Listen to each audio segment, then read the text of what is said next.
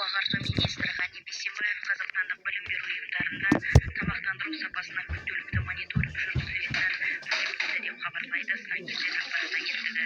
Министрдің айтуынша, елімізде талаптар күшейтілді. Білім беру ұйымдарындағы тамақтандыру стандарттары дүниежүзілік денсаулық сақтау ұйымдарына сәйкес қайта қаралды. Мектеп аспаздарының біліктілігіне, олардың білімі мен еңбек өтіліне қойылатын талаптар күшейтіледі. Өнім берушілердің қызметін бастамас бұрын санитариялық-эпидемиологиялық қорытындысы болуы туралы шарт көзделді. Сондай-ақ ас блогына бейнебақылау орнату міндеттелді, деді министр.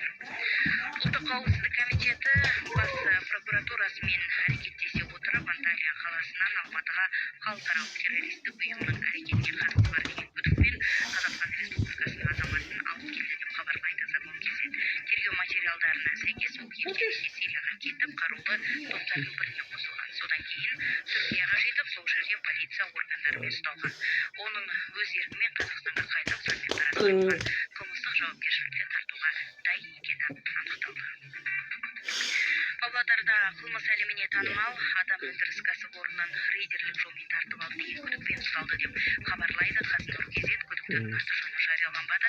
Қылмыс әрекеті салдарынан кәсіпорын иесі 1 миллиард теңгеден аса шығынға ұшыраған. Павлодар қаласының мамандандырылған тергеу-сотық станциясымен күдікті 2 ай мерзімге қамауға алынды. Бұған қоса, ресми мәліметте күдіктінің өзге адамға тиесілі мүлікті тартып алуға қатысты басқа да әрекеттері анықталып жатқаны айтылған.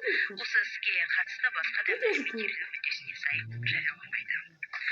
Еңбек министрлігі енді шетелде жұмысқа орналастыратын агенттіктердің қызметін бақылайды. Ашық порталында еңбек мобильділігі орталықтарының жеке жұмыспен қамту агенттіктерімен өзара іс-қимыл жасау қағидалары жарияланған. Құжаттың негізгі мақсаты республикадан тыс жерлерге жұмысқа шығатын қазақстандықтарды даярлау, олардың еңбек қызметін тиімді ұйымдастыру және шетелде еңбек құқықтарын қорғауды қамтамасыз ету. Қағидалар шетелде азаматтарды жұмысқа орналастыратын жеке жұмыспен қамту агенттіктеріне қойылатын талаптарды белгілейді. Сондай-ақ осы агенттіктердің еңбек ұтқырлығы орталықтарымен өзара іс-қимыл жасау тәртібін айқындайды. Осы және өзге де жаңалықтар келесі сағатымызда. Жанна Алмасқызы, бұл Авторадио Қазақстан.